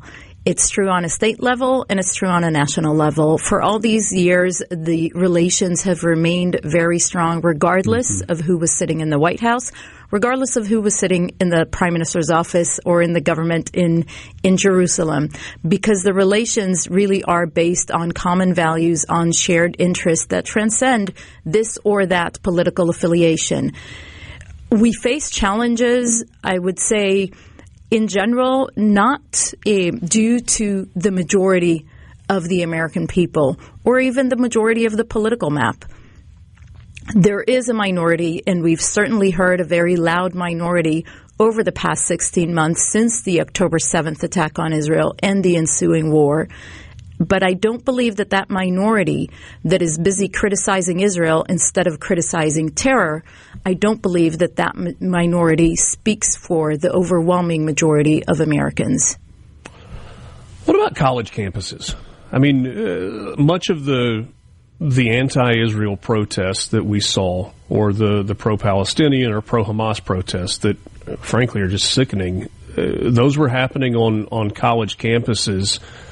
Some of that is independent thinking of young people who are still trying to kind of figure out that way. Some of that, unfortunately, is indoctrination that comes from professors that are teaching at some of those schools.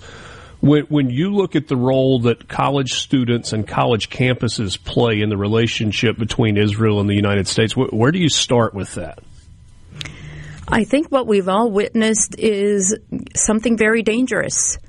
There are those who are driving a hate-filled agenda, an agenda that supports terror, an agenda that not only opposes and is anti-Israel, but it is in fact anti-American and anti the values that we all share. They are driving that agenda and using students and the fact that there is widespread ignorance. And they are selling lies, they are selling false narratives, and they have garnered support and attention by those who really do not understand what it is that they're supporting. Because when these demonstrators are receiving the praise of the Iranian terror regime, of Hamas and Hezbollah terror leaders, that really tells you all you need to know about what it is that they are aligning themselves with. And this is certainly of concern to Israel, to the Jewish community that is being targeted, but it should really be of grave concern to every single American, because this extends far beyond Israel and the Jewish people. This is about the free world and a radical Islamist ideology that is attempting to sow their vision of hatred here in America. Visiting with Anat Sultan-Dadon. She is Consul General of Israel for the Southeastern United States. When the war in Gaza was at its hottest, and we were talking about it, I tried to, and I probably did not do a good job of it, bring a little bit of perspective that I think it is hard for most Americans to really wrap their heads around the idea that for 2,000 years, the Jewish people have woken up every single morning knowing that there is a neighboring group that hates them and wants to see them eradicated from the earth. And I think that's a hard concept to wrap your mind around. I mean, we may have political differences. There are countries that we completely disagree with ideologically, but that level of hatred for multiple millennia, can you speak to that? Because I just think it's a really hard concept to wrap your mind around. It is very tough, and I think it is inconceivable that still today there are those who proudly state that their goal is the elimination of the State of Israel, that their goal is the elimination of the Jewish people. But we know that while this has been... I mean, when you say that out loud, it's really hard to stomach. They wake up and their goal is the elimination of an entire body of people. It is their proudly declared goal. For Hamas, it is a part of their charter. You hear leaders, terror leaders, and not just Hamas, by the way. The Houthi terror organization in Yemen, another Iranian-backed terror organization, because Iran is standing behind all of these terror proxies, funding, guiding, training, supporting. The Houthi flag literally states on the flag, "Death to Israel, death to America." This is what these people stand for. This is what their radical Islamist ideology is about. And you're right, this is not the first time that the Jewish people has seen enemies that sought our destruction. And yes, it is a tough reality. But the bigger picture for us is we know that we have seen all of those enemies and they are now confined to the pages of history while we are still here. So we know that we will overcome this enemy as well. Anat, so back to kind of your job in terms of building relationships in this part of the United States, the southeastern United States, as Consul General of Israel for this part of the country. Is this just about goodwill? Is it about economic development and partnerships? What is the greater role that you are trying to accomplish in your day-to-day job as it pertains to Israel and Mississippi? Well, I think that our close relations provide the perfect basis from which we can build and realize more potential in different fields, in the economic sphere, in the academic sphere, in research, in so many fields where we have collaboration, but there is so much more room to grow, and that is a part of the conversations that we're having. It is why today we will have the incredible privilege of launching a Mississippi-Israel Legislative Caucus at the Mississippi State Legislature today. It is a bipartisan and bicameral caucus, again, reflecting... You've accomplished something there. But this is really where we should be at. Israel should not be, and the relations with Israel should not be a partisan issue, because in the end, we are all united in what brings us together, in the values that we all cherish, whether we stand politically here or there. And in the interests and in what we seek to promote, and that is what this caucus hopefully will help to do, to explore ways to further collaborate and strengthen our relations for the benefit of Mississippi and the people of Mississippi and Israelis. Anat, thank you so much for your time. I enjoyed the conversation this morning. Wish you all the best and safe travels. Thank you so much. From the Pour yourself a cup of coffee and get the Magnolia State's most important news of the day. Mornings with Richard Cross on Super Talk, Mississippi.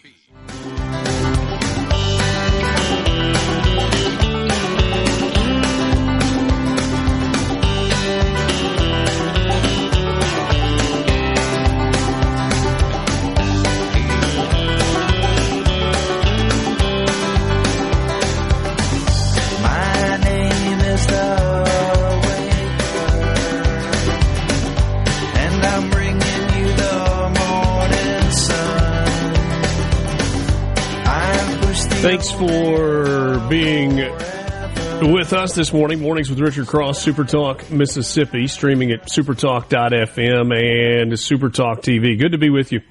And it was talking about kind of opposite ends of the spectrum in terms of guests to go from the Lieutenant Governor to Anat Sultan-Dadon, who is Consul General for Israel for the Southeastern United States. What an interesting conversation. Such is life, that many of you agree with most of the things that she said, and some don't. And we got a couple of messages to that end. I actually responded to one of the messages. I'm not going to read them to you because I just kind of feel like they're agenda filled with hate. But I did respond, and I'll tell you how I did. I said to this person, I know you're shocked that there's no name on the text. I'm genuinely sad that you view life through the lens in which you seem to view it, but I wish you no ill will.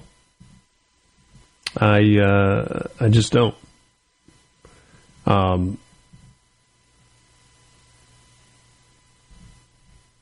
Just kind of scrolling back through some of those messages. Not the first time that there's been anti-Israel sentiment that's there.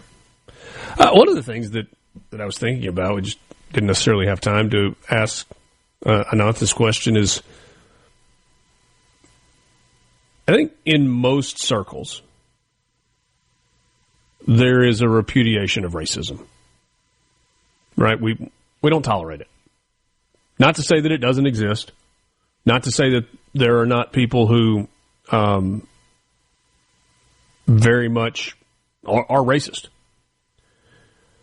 But that's not something that we tolerate in a public setting. And hopefully it's not tolerated in a private setting. And yet, anti-Semitism is not denounced in the same way that racism is denounced. And look, you know that I'm not well, maybe you don't. I hope that you know I'm not an ism guy. I don't think every statement and every person is racist and misogynist and bigoted and hateful and anti-Semite and all that thing. Like there are so many people that are out there that can't wait for you to say one thing out of line so that they can so they can put you in a box of isms or ists.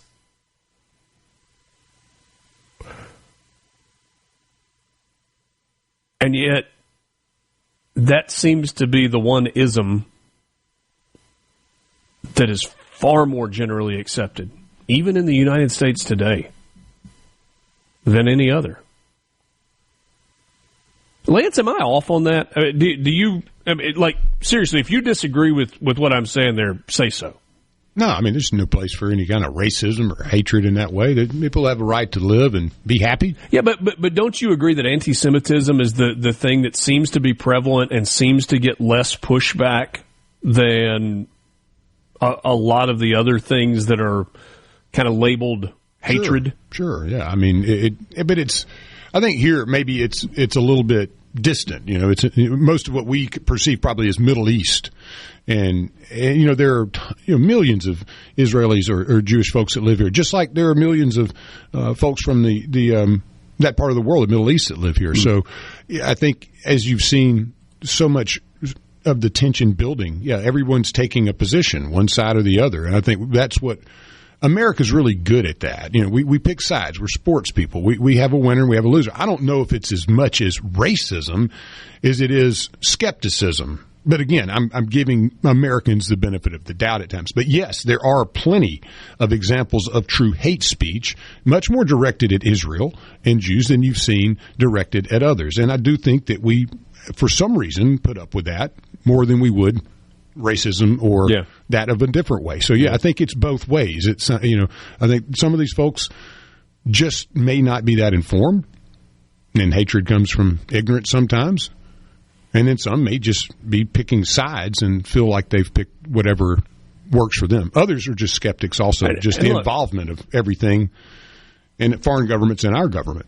I'm going to be fair here because the person that I said did not put a name on that text sent us a message. He says, "I'm Dan. Thank you for assigning your name to it." And he said, "I'm sad that y'all are so brainwashed. I, too, once was brainwashed." Who's y'all in this? Be specific. Well, if you're going to start calling people out, who are you talking about? Let's let that be directed at me and nobody else. Because I was the one asking the questions of the Consul General of Israel, and I can assure you that yes, I am supportive of Israel and I am supportive of the Jewish cause, and I view Hamas as a terrorist organization that is evil to its core, and I view Iran as a proxy. Well, I should flip that around. Hamas and the Houthis and other terrorist groups as proxies for Iran, who are funding that terrorism. Let's be realistic here. I mean, you have one group, a religious group, that hates a group of people called the Jews so much that they want to eradicate them. The Jews, on the other hand, have not even made any revelation like that. They're actually sitting there trying to live in the same area side by side. So, I mean, there's one that's filled with hate. It seems the other is not. So, I mean, I can go there. I mean, that seems to be on its face value, prima facie evidence. One is hate-filled, the other doesn't seem to be. So, now how do you want to side? That's your call. That's your morals and your ethics. But don't call me or anyone else out because that's the way you see something. Yeah. Gary in Tishomingo says, why don't they just read and understand the Bible? No, Gary, not everybody believes the way we do. Well, Richard, who it was directed to and anyone else who sees it Richard's way, really. Yeah, so Dan basically is saying that if we or you don't see Israel and the Jewish people in the way that he sees Israel and the Jewish people, then you have been brainwashed. That's what Dan just said. Yeah, well, that's his opinion. He says you have been brainwashed if you don't see Israel, the Jewish state, the Jewish people in the way that he does. Mm-hmm. And based on the text messages from Dan, I am deducing that Dan is anti-Israel and he is pro-Palestine. And Dan says, if you don't see things the way that he sees things, if I don't see things the way he sees things, then you have been brainwashed. And he says Jews of Israel are the synagogue of Satan that God has warned us about. Again, there we go. Interestingly, there's actually a different line of thinking, Dan, with regard to what the Jews are. God's chosen people. That's kind of what the Bible teaches us. And I'm making an assumption here, and it doesn't really matter. Well, that's not true. It does matter. In my way of believing, it matters. But, Dan, I'm assuming that you are not a Christian. Well, I mean, we're also getting in a religious debate. And that's okay. That is your decision. I hope that... I mean, I guess my point is, do people have a right to coexist without one group hating the other and trying to eradicate them from the face of the earth? You got somebody here taking up for that group. I'm not talking about religion. I don't care about the religion. These are human beings. And you think it's okay. That's your opinion. For a whole religion to come after them and say we want to eradicate them. Here's the thing about the Jewish people, Israel, Judaism as it exists. Do those who practice the Christian faith, which I would assume is the majority of this listening audience, not exclusively, but much of, probably more than half, there are massive differences between the Christian faith and the Jewish faith. But do you see Christians waking up, getting out of bed every morning, hoping for the eradication of the Jewish faith because of the way that they believe? Because that's how many, not all, but many Palestinians wake up. That's how Hamas wakes up. That's how Houthis wakes up. That's the Houthis wake up. That's how Hezbollah wakes up every single morning of their life. Mornings with Richard Cross, SuperTalk Mississippi. We're back with you right after this.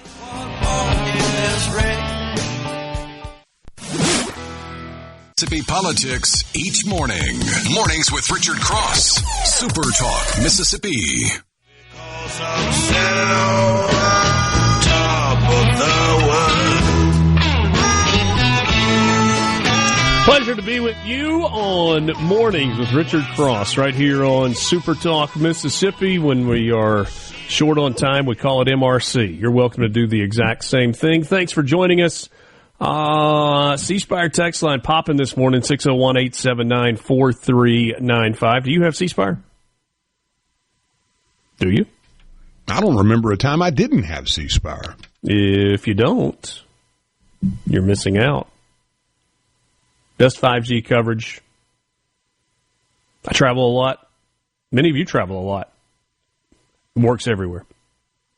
Not only does it work, I told this story a while back. I mean, I've used my hotspot in places where internet didn't work and other phones were not working. It's just fantastic.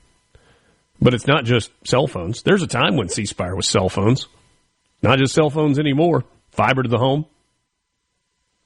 It's C-Spire's gigabit fiber that is powering this radio show right now. I trust it to work the way that it's supposed to work, and it does exactly what we need it to do. And then you've got the business IT services. So whatever your internet and IT needs are for your business, C-Spire can help. Mississippi company that has made a conscious decision to stay in Mississippi and to remain independently owned. The number of companies and the number of times that C Spire has been targeted in an acquisition, you can't count it. It happens all the time. It used to happen all the time. But it's happening less now because C Spire has made it known we're not going anywhere. C Spire is Mississippi. And they have been an integral part of the business community for a really long time. So whether you need that nationwide 5G coverage, fiber to the home, or business IT services, work with a Mississippi company that cares about you. C Spire, customer inspired. Richard Cross and Lance with you. Stephen Newton says he wants to lighten it up a little bit. He says, Richard, beneath all that bouginess, you're a good man. On a lighter note, you also support pocket squares. I do support pocket squares. They're amazing. Big fan. Like I was saying, I mean, you do the folding and pressing, and I was taught to just wad it up like a flower and jam it in the pocket. So, hey, man, it's different strokes for different folks. There are a lot of people that like the poofy pocket square. Mm-hmm. I like the pressed. Yeah, I'm just a straight lines guy. Very, very symmetrical in my life. Some people might say square. Some people. All right, Doge and Elon. The most recent controversy has been the email that Elon Musk, on behalf of Doge, sent to government employees that said, hey, reply to this email with 5 things that you accomplished last week. And there are a lot of agency department heads that have pushed back and have told their employees in separate emails, no, you don't need to respond to that. So Elon said this. The email request was utterly trivial, as the standard for passing the test was to type some words and press send. Yet so many failed in even that inane test, urged on in some cases by their managers. Have you ever witnessed such incompetence and contempt for how your taxes are being spent? Makes old Twitter look good. Didn't think that was possible. That is Elon Musk. And yesterday on Fox News, Transportation Secretary Sean Duffy was asked about the email and why so many department heads were pushing back, and he was not. He was instructing employees at the Department of Transportation to reply to the email with what you accomplished this week. Oh, come on. I mean, every department is different. So if you're a SEAL Team 6 or a CIA agent or FBI agent, you might say, listen, that's not appropriate to actually respond to that email. But at DOT, I have no problem with the employees here saying, what did you do last week? And if you can't come up with 5 things that you did, maybe you shouldn't be employed here. So, again, this is an easy task. It happens in the private sector all the time. And so I wanted our employees to actually engage and talk about what they did. And I think this whole movement, Bill, is potentially going to make people go, I'm going to come to work earlier. I'm going to stay later. I'm going to look at what Donald Trump wants me to accomplish because he won the election. And I'm going to fight and work to make sure I help him accomplish that because I'm a public servant. I don't work for a party or a union or a think tank. I actually work for the president. And again, I think this goes to that point. Just tell us what you did last week. All right, so that was Transportation Secretary Sean Duffy. And then there was this, somewhat unrelated, but I think it ties in. Mark Cuban. We know that Mark Cuban is no friend, at least not anymore, of Donald Trump's. And he has been, during the campaign season especially, was incredibly critical of Donald Trump. But even he is recognizing that the Democrats have got an incredible messaging problem right now. The Democrats can't sell where Donald Trump can sell. If you gave the Democrats a dollar bill and said you can sell these for 50 cents, they would hire 50 people to decide if they really, to try to figure out how to do it, and then would not know how to sell a dollar bill for 50 cents. If you gave it to Donald Trump and said sell this dollar bill for $2, he'd figure out a way, right? He'd tell you that $2 bill is huge. Okay, so that's Elon Musk. He doesn't necessarily love Donald Trump, but he is recognizing that the Democrats are in a place where they can't figure out what they're for. They don't seem to be having trouble figuring out what they're against. It's really simple in terms of what Democrats are against right now. If Donald Trump is for it, if this Republican administration is for it, then they are against it. Period.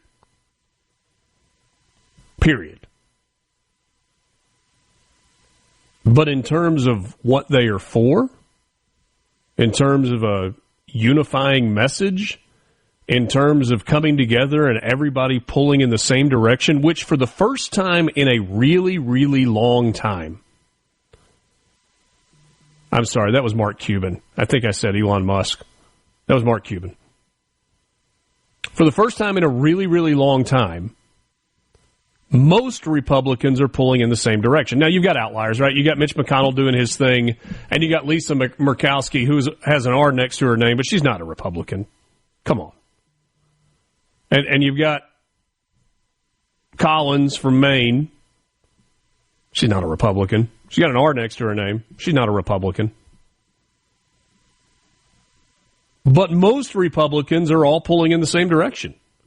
And you saw it in the confirmation of Donald Trump's cabinet nominees. Lance, if on Inauguration Day, I had given you the option, I'd have said, here's a $100 bill. Or a $1 bill, if we want to stick with the Mark Cuban example. And you have to bet that currency on 100% of Donald Trump's cabinet nominees are confirmed, or at least one of his cabinet nominees is not confirmed. Which way would you have bet on January 20th? All, or at least one not making it all the way through? No, I'd said out of the gate, after Gates was out of the way, 100%. You believe that the Republicans were going to come together and they were going to get every nomination done? No, I think Trump was going to use some leverage to ensure that happened. I'm not sure that meant Kash Patel, that meant Tulsi Gabbard, that meant Bobby Kennedy. I'm on record of being with it 100%. Other than Gates, again, once he was out of the way, 100%. Yeah. And I don't know if they were Republicans or not, but Trump did his job, and he circled the wagons and got his people where he wanted them. He certainly did. Got them across the finish line. I was having a conversation with someone last night, and I said, do you know who the most important person is in this administration that is not a forward-facing person? And he answered in the way that I was thinking. But I'm telling you, friends, there is a behind-the-scenes person that you don't want to cross that is keeping this ship sailing in the right direction, and her name is Susie Wiles. Susie Wiles, coming on board as Donald Trump's chief of staff, was more important than Kash Patel being confirmed as director of the FBI, was more important than Scott Bessent at Treasury. In fact, I might argue that the only person associated with this administration that is not more important, or that is as or more important than Susie Wiles, is J.D. Vance. I can't think of anybody else. I mean, Stephen Miller is a great policy guy if you believe in this policy set that the Republicans are rolling out. Great policy guy. Pam Bondi is doing exactly what Donald Trump wants her to do as Attorney General. Elon Musk is doing what Donald Trump wants him to do in terms of DOGE. Now, in terms of getting elected, there was nobody that was more important to Donald Trump winning the presidential election than Elon Musk, and it's not even close. And it really started before he even fully came on board. It started with his acquisition of Twitter and the changes that made in the online community that, had kind of a trickle down with Facebook and Instagram and all the other social media platforms. So Elon Musk was the most important person in terms of getting Donald Trump, but in terms of this administration working in the way that it is working, I don't think there's anybody, with perhaps the exception of J.D. Vance, is more important than Susie Wiles. We'll wrap it up with you coming up next. Mornings with Richard Cross here on SuperTalk Mississippi. What else? And always on the SuperTalk app. I try to call you, but on the midnight watch I realize why twice you. Oh, great widespread song. No, it is not. Say what? It is not. Oh, me. You got but that's the thing, Lance. Like, you can't just drop in and out. Like, you got to be a listener that sticks with us over an extended period of time so that you're in on the inside jokes. Exactly, yes. Hey, do you know, like, I am not aware that we don't have a company helicopter or plane, do we? I hope. It would be nice, wouldn't it? But yeah, no, I don't think there is one out there. I'm just trying to figure out how to get to the Capitol in time for the meeting that I was publicly invited to. Bullet train. No, yeah. But I wish we did have a helicopter. Yeah. Put the Richard Cross Mornings with Cross logo on the side.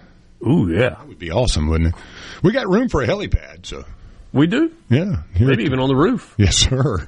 Are you a coffee drinker? Are you a Starbucks fan? This is not a political question. This is just a very general question. You a Starbucks fan? I mean, I will. There's one across the coffee. street. Yeah, I like their coffee. It's right across the street. My daughter is a huge Starbucks fan. But there is a problem for my daughter moving forward. In January, Starbucks announced that it would cut its menu by about 30% as part of a slew of changes rolled out since the new chairman, Brian Nicol, joined the company in September. And then yesterday, Starbucks revealed the 13 drinks that will no longer be on the menu starting next week. Tuesday, March 4th. Is that 2 weeks or is that next week?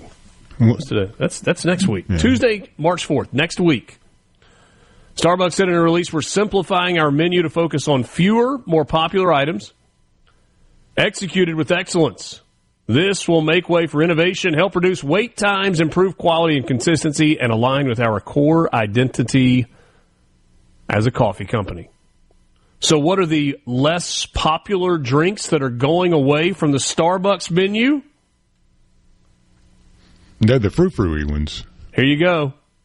The iced matcha lemonade, the espresso frappuccino, the cafe vanilla frappuccino, the white chocolate mocha frappuccino. That is a problem for my daughter. That's the one. The white chocolate mocha frappuccino with a couple less shots than they actually put in the drink and add cold foam. That's her order. Perhaps it is a financial win for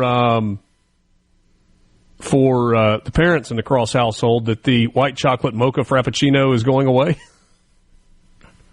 That's a pricey drink. The Java chip frappuccino, the chai creme frappuccino, the caramel ribbon crunch creme frappuccino. That's a meal there. The double chocolatey chip creme frappuccino. The chocolate cookie crumble frappuccino. Bunch of frozen drinks. The white chocolate cream frappuccino. Those are all going away. The fraps, even as we near summer. They take a long time to make. Yeah. That's probably the issue there. But do you think when people drive up and go, hey, I want that whatever, and they don't have it anymore?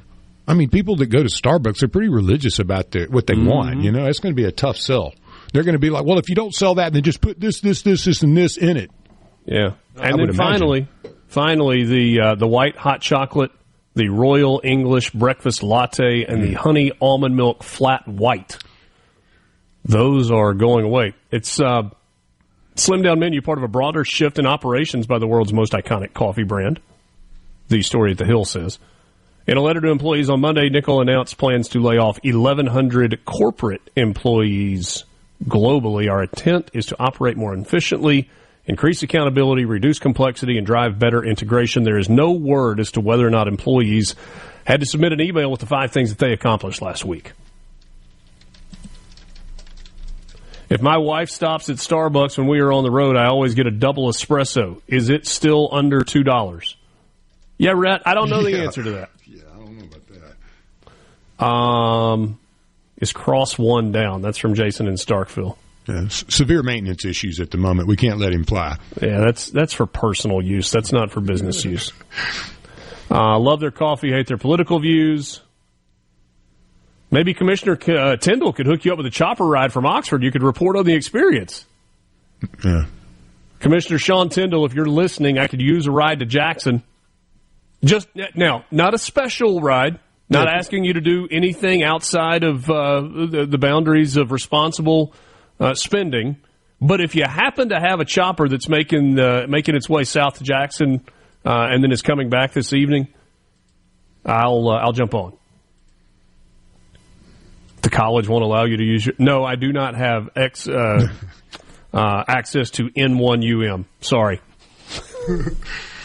I do not.